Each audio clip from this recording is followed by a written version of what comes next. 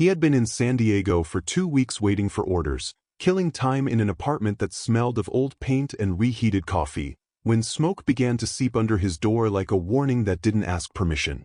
It was midnight on Tuesday and he had just finished his shift at the base gym, his muscles still warm, his mind still racing because downtime between missions is never really rest, just an uncomfortable pause where the body stops but the head keeps operating.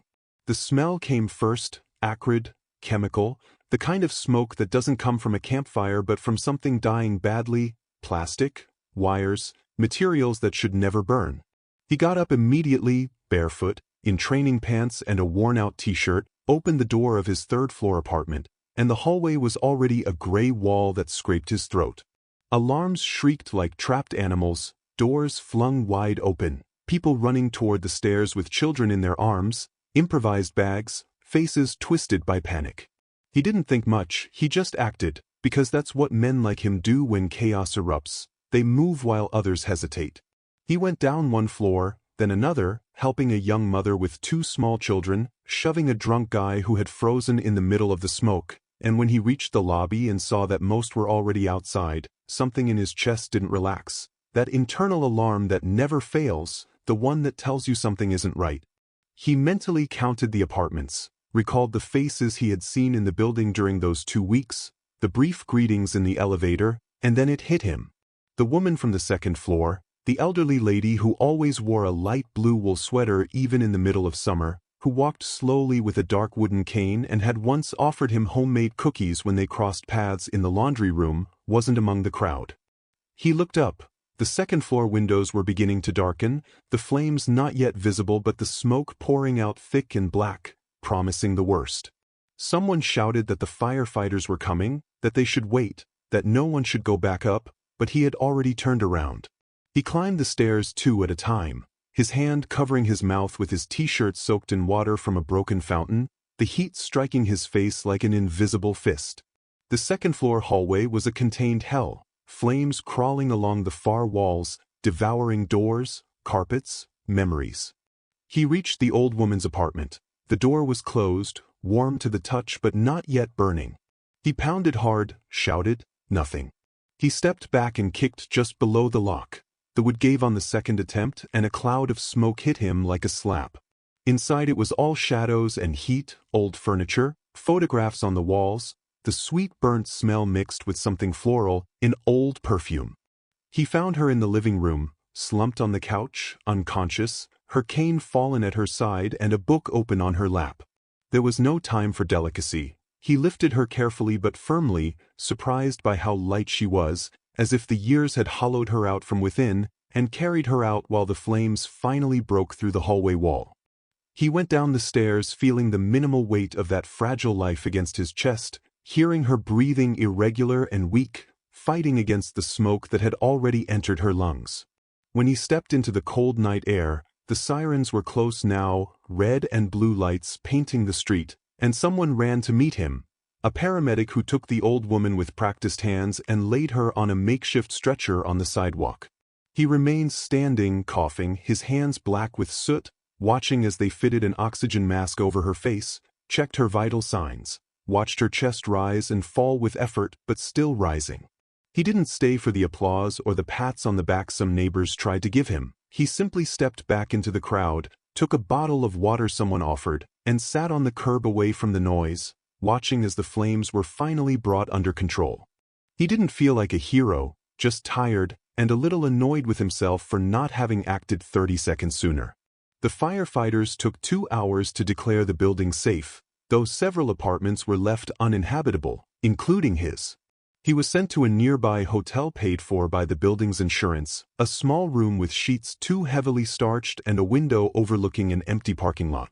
He slept little, waking several times with the smell of smoke clinging to his skin even after showering twice. The next morning he received a call from the building management informing him that the elderly woman was stable, under observation, and had asked about him. They gave him the name of the hospital and the room number, but he hesitated, not out of lack of interest, but because he never quite knew how to handle those moments when people want to thank something that, to him, was only instinct. Still, something pushed him to go, perhaps the image of that open book on her lap, the idea that she had been reading peacefully while the world caught fire around her, unaware of the danger until it was too late. The hospital smelled of disinfectant and institutional coffee, the hallways long, the echo of his boots on the linoleum making him feel out of place, too big, too loud. He found the room, knocked softly, and a weak voice told him to come in. She was sitting up in bed, propped against pillows, the light blue sweater draped over her shoulders, an $4 in her arm and a tired but genuine smile on her face. She thanked him with simple words, without drama, said she had been foolish, that she had fallen asleep reading and hadn't heard the alarm until it was too late. He only nodded, told her what mattered was that she was all right, that she should recover soon. Then she pointed to a framed photograph on the bedside table, one someone had managed to save from the building, and asked if he recognized the uniformed man in it. He stepped closer, looked carefully, and his stomach tightened. It was his commanding officer, the man he had followed on 3 deployments, the one he respected more than anyone on the team, standing beside that same woman 30 years younger, both smiling in front of a white wooden house. She saw the recognition in his eyes and nodded slowly, proud, aching. She told him he was her only son, that she had raised him alone after her husband died in Vietnam, that she had always known he would follow that path even though it broke her heart every time he left. He didn't know what to say, the words caught somewhere between his chest and his throat, because suddenly everything carried a different weight. He hadn't saved just any elderly woman. He had saved the mother of the man who had more than once saved his life, who had taught him what it meant to lead under fire, who trusted him even when no one else did. She must have noticed his discomfort because she smiled gently and told him not to worry, that she wouldn't tell her son yet, that she knew how reserved men like them were, how they disliked noise and credit. But she made him promise he would visit her again once she left the hospital, that she would like to know him better, cook him something decent, repay at least a little of what he had done. He agreed without overthinking it, not out of obligation but because something about that woman reminded him of his own grandmother, the same quiet strength, the same ability to move forward even when the world has taken almost everything from you. Days passed and he returned, first once, then again, always with some excuse, bringing flowers from the hospital shop, a book he thought she might enjoy, decent coffee because the one there was pure poison. She told him stories, not of war or pain, but of her son as a boy, mischievous, obsessed with building forts in the yard, climbing trees far too tall, protecting the smaller kids at school even if it got him into trouble. And he listened, discovering sides of his commander he had never imagined, understanding him better, respecting him even more. One afternoon, while she dozed after lunch, he was sitting in the chair by the window when the door opened without warning. His commander walked in with a firm stride, in uniform, serious, and stopped short when he saw him there. The silence was tense, heavy, not with anger but with mutual surprise. The elderly woman woke at the sound, saw her son and her face lit up, but before she could say anything, the commander had already connected the dots. He had seen the fire reports, knew his mother had been rescued by someone from the building, but not who. He looked at his subordinate, then at his mother, and understood everything without a word. There was no dramatic embrace, no emotional speech, just a brief nod, a firm handshake that lasted a second longer than usual, and a look that said more than any formal thanks. They left the room together a few minutes later, walked down the hallway without speaking until they reached the parking lot. There, under the hard California sun beating down on the asphalt, the commander finally spoke, not as a superior, but as a son, as a man. He told him he didn't know how to repay what he had done, that his mother was all he had left in this world, that without her he wouldn't know what the hell he was still fighting for. He simply shook his head and told him he didn't owe him anything, that anyone would have done the same, even though they both knew that wasn't entirely true. The commander insisted, said that if he ever needed anything at all, he shouldn't hesitate to ask, and though it sounded like formality, there was something genuine in his voice, something that went beyond rank.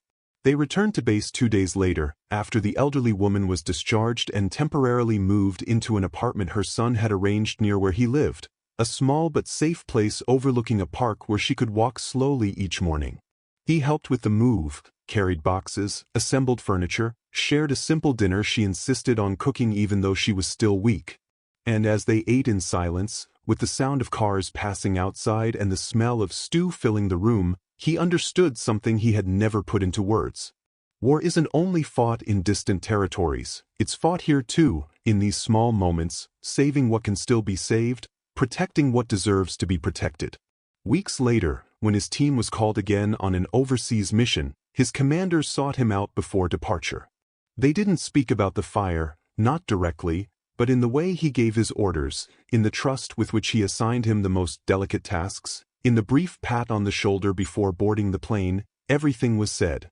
And when things turned difficult out there, when crossfires surrounded them and decisions had to be made in split seconds, he knew that what he had done that night in San Diego hadn't only saved a life, it had strengthened something deeper, something not easily broken. Months later, back home, he received a handwritten letter, the script shaky but clear. It was from her, telling him she had permanently moved closer to her son, that she cooked for him when he returned from missions, that she prayed every night even if she wasn't very religious, that she gave thanks each day she had been granted beyond what was expected. At the end, a simple line that struck him harder than he anticipated. It said that he had given her back the chance to keep being a mother, and that, for someone like her, was everything. He folded the letter carefully and kept it in his backpack, and though he was never a man for sentimentality, he knew that night, between smoke and fire, he hadn't just saved a life. He had protected something sacred, the bond between a mother and her son, the same one he had lost years before and understood better than anyone. And while the world kept turning, with its wars, its missions, its inevitable losses, at least that time, in that small corner of San Diego, someone had not died alone in a fire, and for a man who had seen too much, that was more than enough.